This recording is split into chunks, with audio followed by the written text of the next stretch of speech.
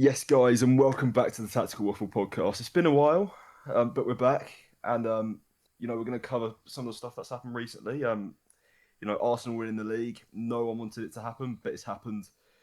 Um, yeah, I mean, no words. The worst has happened, really. Yeah, the worst has happened. Um, the least said about it, the better. You know, Arsenal fans get to have their special day. That's pretty much it. You know, let's just move on. Let's just, let's just pretend like it never happened, shall we? Well, I Let's mean, pretend like it never happened. all the news that broke out around the time that Arsenal won the league, I swear it's all a ploy for people to forget about the fact Arsenal have just won the league. Yeah, Obviously, it's like like, Pep oh, leaving. yeah. That might have been the worst day of my life. Like, just seeing Pep, Bernardo Silva, and John Stones leaving all at the same time, and then obviously having Gundogan and Edison coming back for the farewell ceremony. Genuinely, I was on the verge of tears. I nearly cried, but I managed to keep it in. But yeah, I'm just hoping Maresca does a job at City because it'll obviously be like it's obviously massive shoes to fill because for me Pep's still the best manager of all time, but Yeah, it's whether he can be a success or not, we'll wait and see. But the one thing that I just hope with Maresca is that he plays a style of football that can suit Haaland properly because if he can utilise Haaland to the best of his abilities, like his strengths, he's a 60 goal a season striker, and he showed that in the first season he was at City. So yeah. He just um, needs yeah, weird saying it for someone that's scored so many goals, but he's proven it in all three seasons. He needs consistency. He yeah, just bangs. He bangs in 60 goals in the first few weeks and then just disappears for the rest of the season. yeah. But like I say, it's obviously like a consistency problem. I think it's a matter of players getting injured. I think the fact that we sort of switched our team around so much and leaving Cherky on the bench at times didn't really help because for me, Cherky's our most sort of creative player. And despite having like not many minutes this season, Cherky got what 12, 13 assists in the league, which is unprecedented.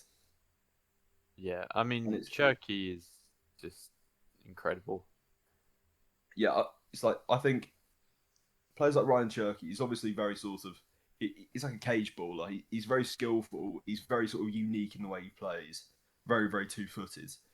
But he's got the talent to be the best, well, one of the best players in the world if he stays fit and consistent. I think on Yeah, top of that, like we were talking earlier, he's got that fine line between arrogance and showmanship as well. Yeah, Like that makes him really exciting to watch. Which yeah, I think it's hard to find players like that. So I think City have something special, sort of lightning in a bottle there. yeah. It's like a sort of controlled arrogance, like you say. Like I think he's aware of the fact he's obviously a very good footballer, but he's kind of not necessarily hiding the fact he knows he's a good footballer, but he's kind of like he's just letting his football do the talking. yeah. I think also, yeah, again, a crazy statement to say, but I think he was held back by Pep in the way that I kind of Pep, agree. Pep don't love flair. No, Pep loves just control and like, yeah, and also he just loves not being players that are stupid. sort of. I mean, it's very sort of stereotypical, like people say, but Pep loves system players. He loves Yeah, players that can sort of fit into that sort of like possession based system and just work off of that rather than kind of like in Iliman and Jai, for example, is another example. Um, like he is a very similar player to Cherky in a sense. He's pretty two footed, very skillful, but he isn't a typical Pep Guardiola player because yeah, like he'll be very limited in the way he can play, and I don't think he'd love that really. But if you put him in a system that's managed by like a Luis Enrique or yeah, like a Luis Enrique style, for example, he would literally be one of the best players in the world. Oh, Enrique, I think would love him. Just Yeah, he would slot in that Due role. yeah. So I don't know if he'd be Speaking better. of Desiree Doué, by the way, I'll just pop in here. I've heard, and I'm not sure if this is true or not, and I'm buzzing about this, by the way. I've seen a bunch of journalists say this already, but apparently City are linked with Desiree Doué, and if we are, then great. I don't know if he leaves PSG right now. That's the Yeah, thing. this would be it would be a crazy move to step away from PSG right now. Yeah, that front three Yeah, is far too comfortable at PSG. Like, But the thing is, you look at the players that they've got already, and they're trying to hijack the Alvarez deal to Barcelona. And the thing is, if Alvarez joins, then Dembele will probably move to the right hand side again. Obviously, Kvaratskhelia will stay on the left. Whether Bradley Barkley will stay or not, I don't know. But I think that'll um, be the first to leave. I think Barkley will leave, yeah, and the Doué will just move. I feel like he'll just um be happy to play anywhere because he can play the midfield as well. He doesn't have to play out wide. He no, can play more central, so he will literally just play wherever he wants. yeah. But I And mean, the great thing about Desiree Doué is that he's had arguably 2 masterclasses and 2 Champions League finals, which is just crazy Yeah. to say because And he's he's the the same same age age as us. Yeah. Yeah, he's the same age as us, which is just crazy. the amount of Arsenal fans that obviously they were rated, like the amount of rage rate I saw going into the final was like obviously, but the fact that the most of them would seriously look at you and say Saka's a better player than Desiree Doué Yeah. and But not I mean, think twice it's about it. just complete and utter delusion. It's just Arsenal fans trying to get, like, they're saying stuff for the sake of saying stuff because they know it will get on people's nerves. And, like, obviously, you would expect a reaction when you say, oh, Saka's, like, on the same level as Messi, if not better. Like, obviously people are going to react to that. Like, because it's probably one of the most stupid things you can say. Yeah, but the thing is, they say that they don't mean that.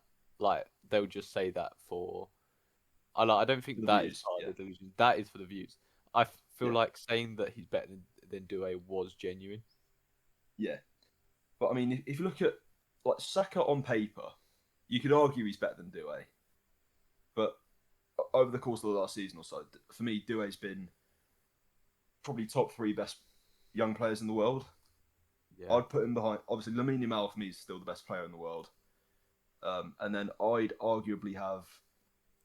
You see, for me, in terms of like best young players in the world, I think Cherky's up there. I think Kenan Yildiz is up there. I think Arda Güler's up there. I Nico Paz. think Nico Paz is up there. Like, you've got so many, like, you know, you've got so many players in there that are pretty much the same age as us, with bags of potential, and they could win, a couple of Ballon d'Ors in the future. But it's just, like, the things with players like Doué is that I'd love him at City, but whether he'd fit into that Maresca style or not, I don't know. Because when you look at players like Pedro Neto under that, like, obviously Neto's nowhere near the level of Doué, but No. you look at Pedro Neto and that Maresca style at Chelsea, and he was given a little bit of freedom, but he's still limited in the way he plays. Because, Oh yeah, like, if you can, because if you can play, if you like compare the play style he had, but between him at Chelsea and Wolves. At Wolves, he was a standout player because he was just given the freedom to do whatever. But if you know, it, obviously having Maresca at City, I feel like he just needs to let players, do their magic really, rather than just being disciplined in a system. that's Just why have them be a like bit more expressive. Doué was never going to be a Pep signing. Like No, if you are truly interested in him, like that would never have been someone that I think Pep would have wanted. I feel like you only really went for Turkey because he was cheap yeah, and an exciting prospect. I don't think Pep really desperately needed him. no, And I just feel like now under Maresca, you'll see players that Pep never would have given a chance actually perform. yeah. It's Obviously like not. I'm hoping, like players that we've got already, like for example Reinders. I'm hoping in a new system he can actually excel because last season he was just quite unlucky Yeah, because I think he will. he wasn't really given much game time, and obviously first game of the season against Wolves, who are, the shittest team in the league last year. Let's be real.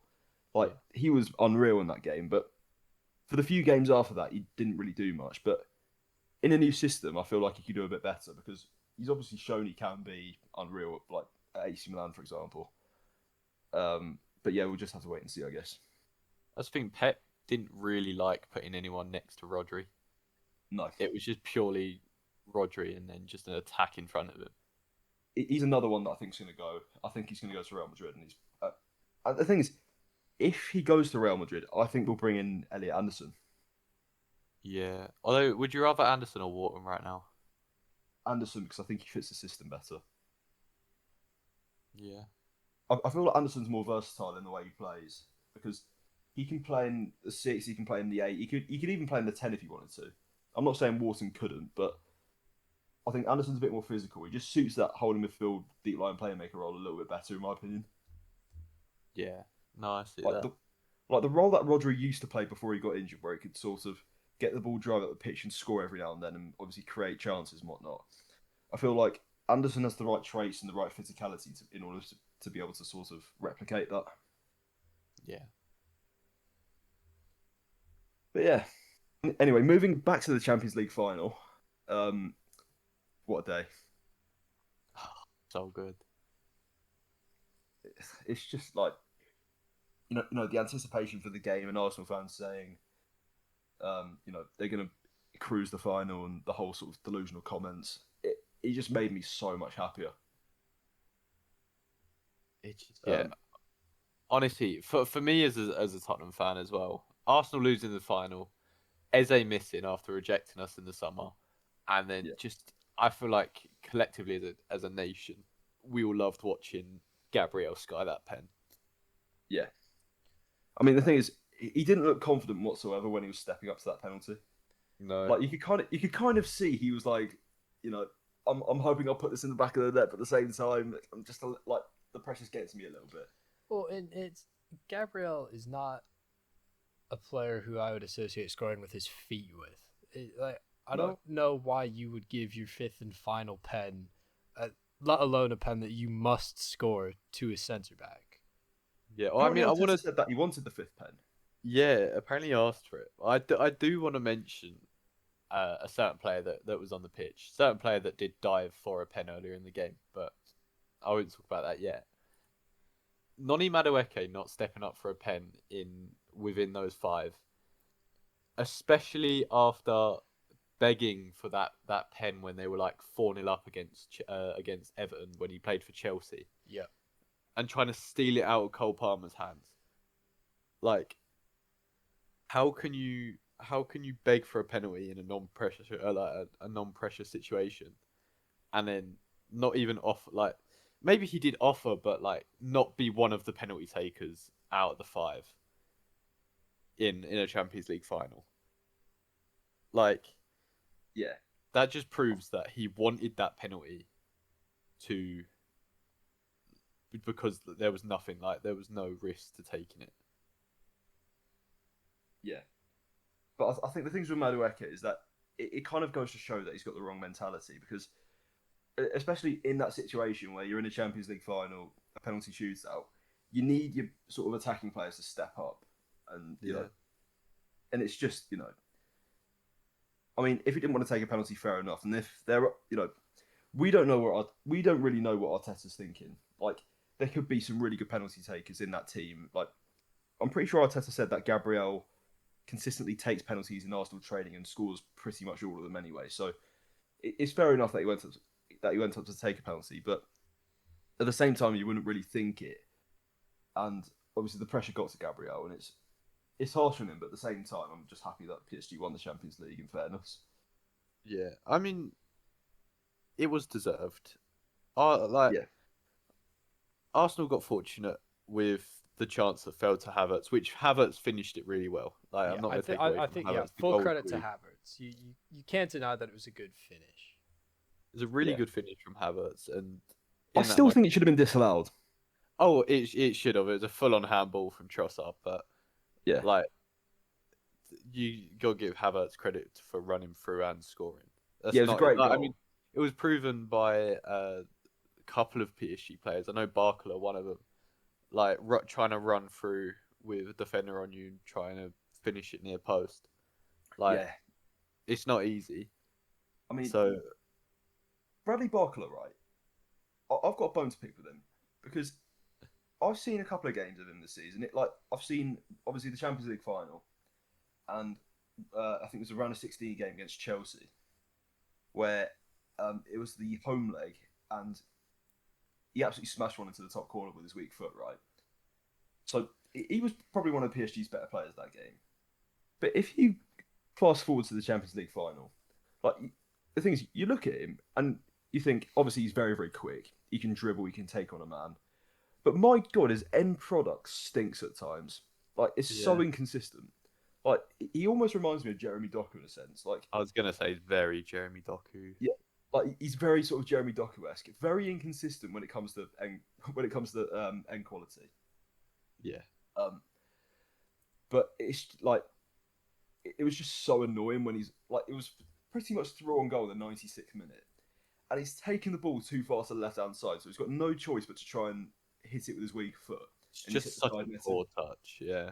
Like if he was a little bit more composed and just sort of calmed himself down a bit, he probably would have scored. Well, I say would have scored. He would have got it on target. Yeah. The shot was poor in the end. Should have Yeah. been so much more out of that chance because he absolutely blitzed Saliba for pace. Yeah. Like I mean, he was never had catching the him. space to do something with it and just I don't even know. He just yeah. The touch was so poor because it wasn't even his first touch. It was that second touch. Yeah. It was just so poor. Yeah. I mean, like I said, it's probably just the pressure getting to the players because obviously the anticipation and like I said, the pressure building up for a Champions League final is something that we couldn't really imagine because you got what hundreds of millions of people watching you worldwide, Yeah, and you're like expected to put on a masterclass. and Just it's also difficult to quantify because right, you talk about that on some players it's going to make them nervous and others it's going to build their confidence. So it's difficult to state what that's doing to everyone, right? You can't. It's not just like you can say everyone has to either fight the pressure. Like some players are gonna love that, and then yeah, some players are gonna just crumble a little bit because they get into their own heads, and it's sometimes difficult to tell who's who, even on the pitch. yeah. I Anyway, mean, shall we move on to onto the next topic? Shall we talk about USA Senegal? I think we yeah. should talk about the World Cup squads first. Yeah, yeah. Let's talk about the squads. So, who wants to go first? Let's go England I first, mean, and then we'll wrap around to the US and then the game. Okay. with this England squad, I I don't hate it as much as other people. I don't love it, but I don't I have a actually bone to pick. think I it have a is. really, really, really big bone to pick with Thomas Tuchel because you've got a player. So you've got Morgan Gibbs White sitting there. So he scored what 17 Premier League goals this season. He's been arguably one of the best players in the league. He's been carrying that Nottingham Forest team all season. He's the reason why they haven't been relegated this season, in my opinion. He's been absolutely ridiculous, and yeah, I need to calm myself down a bit here. You've chosen Eberechi Eze to go to the World Cup instead of Morgan Gibbs White. Like, he's only been good in 2 games this season. He's like that man is like Omar. So Omar Marmoush, yeah, is only ever good against Newcastle. No one else. Eberechi Eze is only good against Tottenham. And every other game I've seen him play this season, he's been absolutely like, shite. He's not been good. Whereas Morgan Gibbs White has been pretty consistent all season. He's scored a lot of goals. He's got a fair few assists, I'm pretty sure, as well. But how we can't take him to the World Cup, it's beyond me, really. Yeah, certain choices he's made. Like I will say the Henderson one I don't hate as much. Like people were saying that's No, terrible. It's Henderson was always going to go because yeah, we have a relatively young midfield. yeah, I think Rice is our most senior midfielder other than Henderson. other than Henderson. Like we needed another experienced player in that midfield. yeah. So I don't hate it, but it's just I just want to ask you a question, by the way, actually, regarding the England team. What do you think of Jed Spence being in the England team? I mean, I said this in the group chat when it was announced. I mean, does he deserve to go over Lewis Hall? No, but No. he plays the left back. He plays the right back. Like he's purely there for cover. He's not going to start, No. and he's good at it. He's good at covering left back, right back. Like I don't think he doesn't deserve Yeah. to go, but I think Lewis Hall deserves to go more. Yeah, I think Lewis Hall's definitely been more consistent over the course of the season. But I can't remember who it was on Talksport. It was either Jamie O'Hara or I can't remember who it was now. But they said like it might have even been a guest on Talksport. They were saying like, oh, Jed Spence shouldn't be in the like he shouldn't be anywhere near the England World Cup selection. Like he's not a footballer. He's just awful, stuff like that. And obviously, a lot of people are sort of, like agreeing with him because like on his day, like it's very like it's very cliche, but on his day he can be very good. I'd say like he can be a good player, but he's just very inconsistent. He's one of those players that just comes across as really inconsistent and a bit egotistical in my eyes. I don't know about inconsistent. I think watching him for Tottenham, he's definitely out of all our fullbacks, probably the one I trust most defensively. Over Porro. Defensively, yeah. Like Porro under De Zerbi's been defensive monster, which I didn't see coming. But Yeah, usually he's quite suspect defensively. So yeah, I definitely think he's our best defensive fullback. But I also do feel for Spence because I think he's only played like maximum 5 times at right back for Tottenham. yeah, He's always out on that left, which going forward, he's having to either try and cut back or Trivela it because he's not yeah, comfortable on that left foot. yeah, So obviously, it doesn't show fully what he's capable of. And obviously, we've not been good. So no, like I keep saying, obviously, it makes him look worse than he yeah, actually is. Because when we're at our best, he is a big part of that. Like when we had that run under Ange last season, when we actually looked good again. For yeah, there's only like last like 5 games. It was because he come into the squad. yeah, Like I don't think he's England's best left back or right back, but if you want someone to play both sides, he's probably our best option. yeah,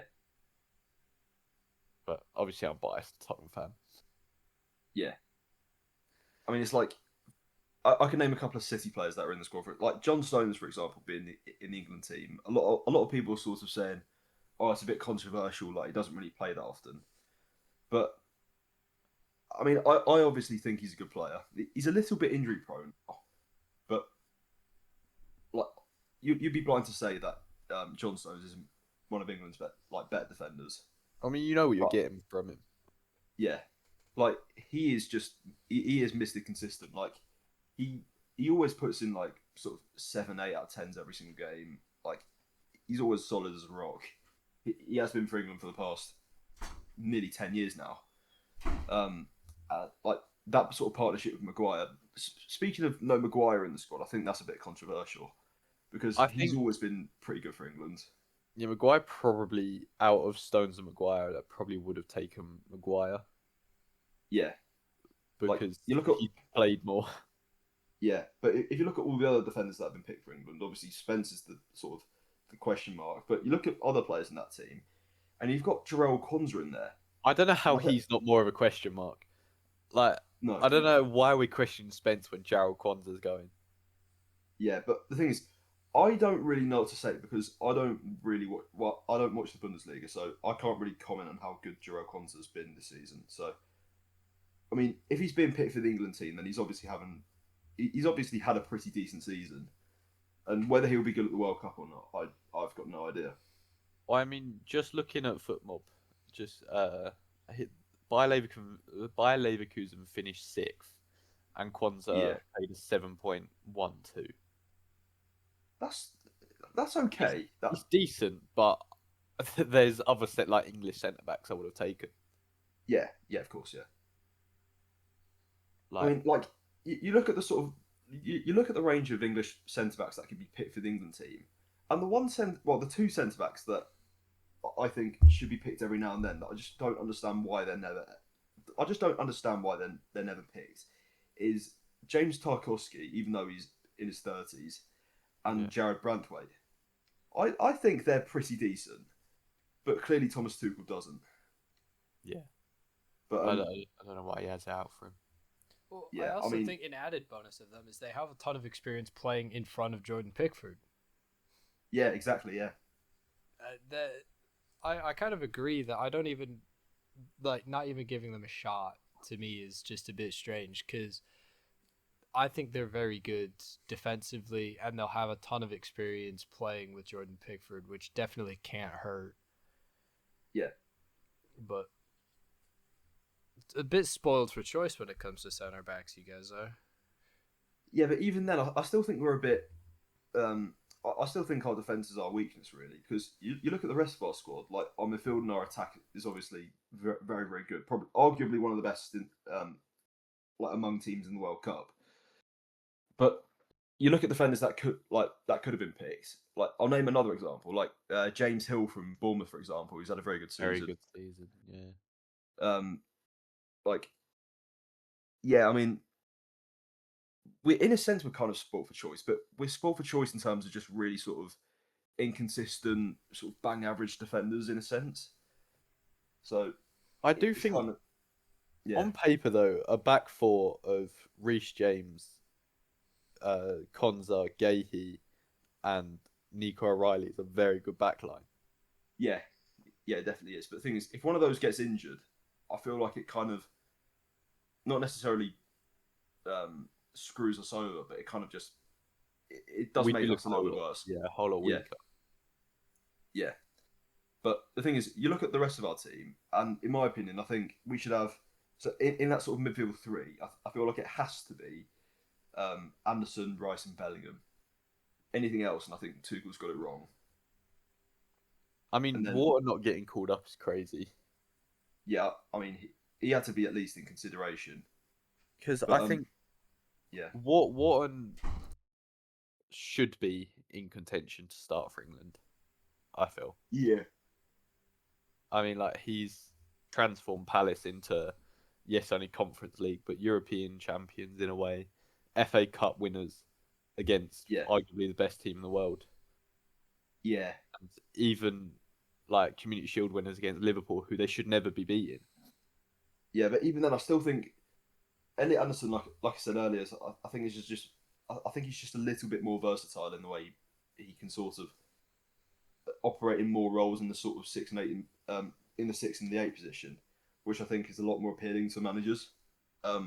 And it's a But lot more sort of yeah. do we need him playing the eight when you've got Rice? Well, no, I think he'll probably play in the six because he's obviously very good defensively. He can control the tempo in the midfield, and like whenever I've seen him play for Forest, he links up play really nicely with the defence and can sort of build up plays from there. Can sort of create chances from deep positions, and I feel like that's kind of what we're missing. Because if you've got players in those sort of deep positions, in that sort of six and eight position, who can obviously create chances from deep and sort of make things happen, it sort of obviously it makes it so Harry Kane doesn't have to drop deep and obviously get the ball and make things happen. So it makes his life a lot easier. I mean, Kane needs to drop deep because that is half of his game. Like, Yeah, I feel like if we tell Kane just to sit up top, it's not going to work.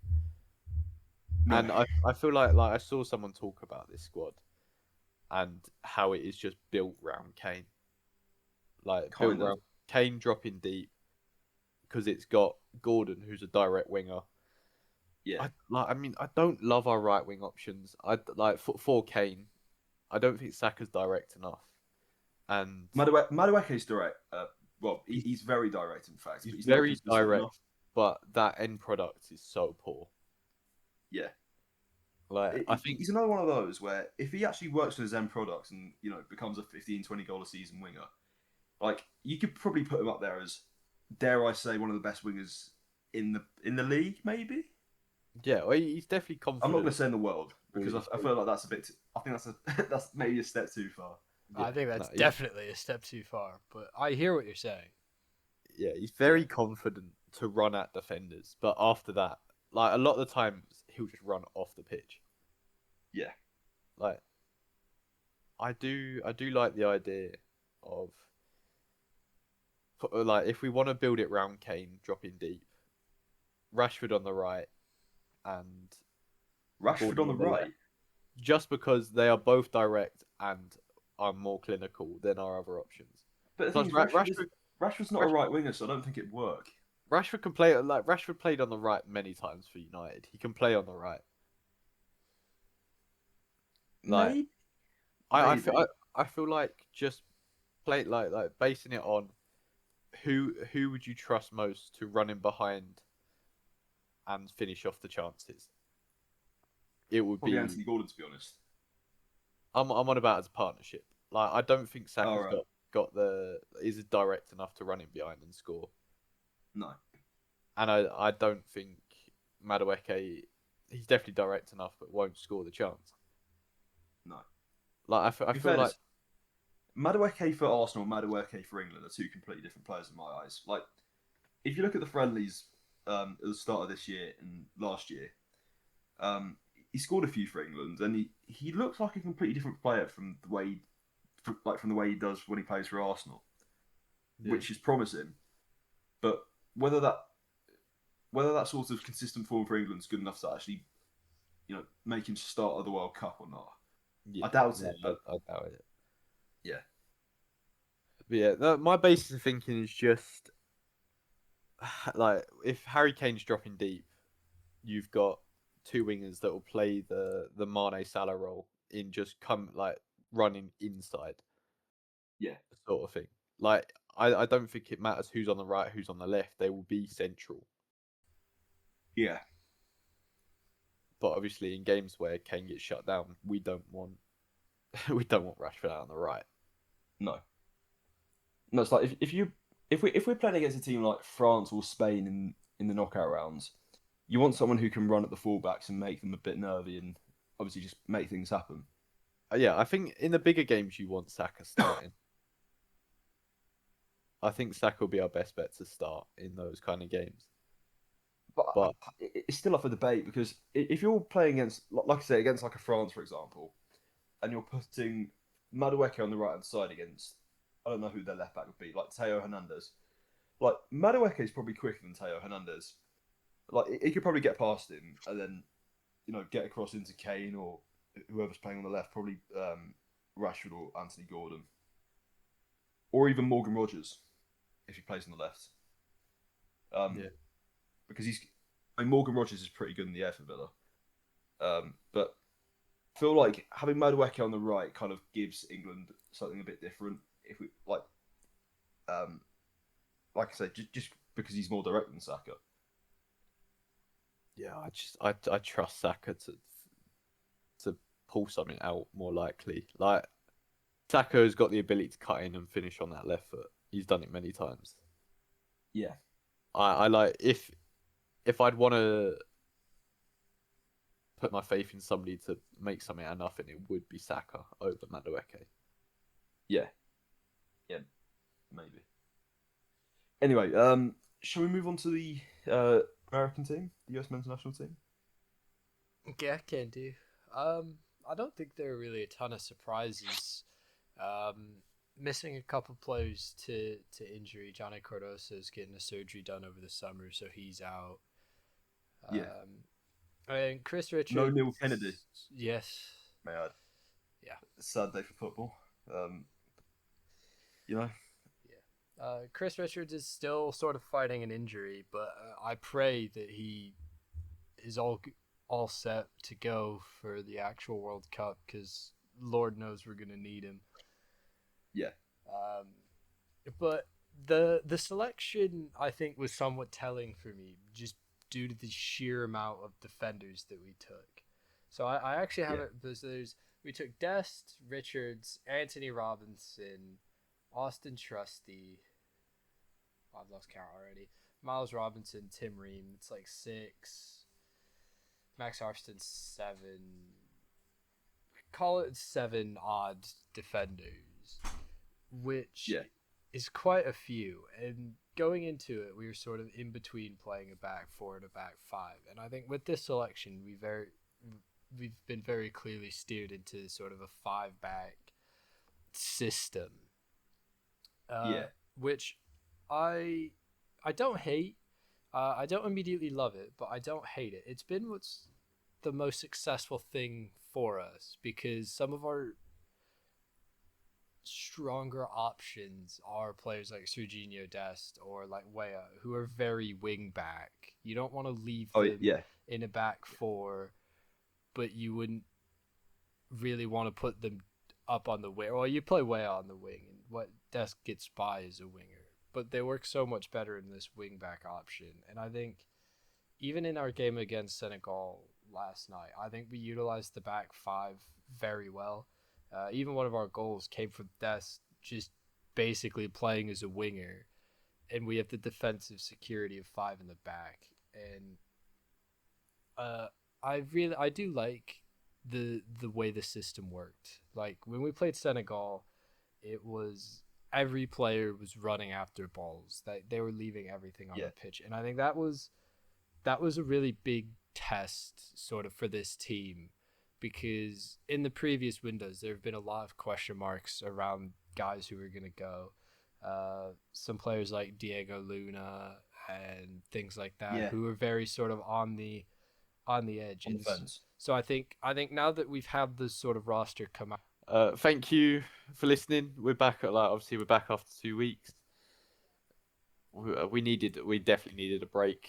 I feel like we we've been flat out with uni and then flat out with work, all of us, for like the last month or two. So hopefully we can get back more consistent and better quality. We'll have to see what's coming forward. This has been Ben, George, Cody, and Lewis, with a production team of Emmett, Sarah, and Millie.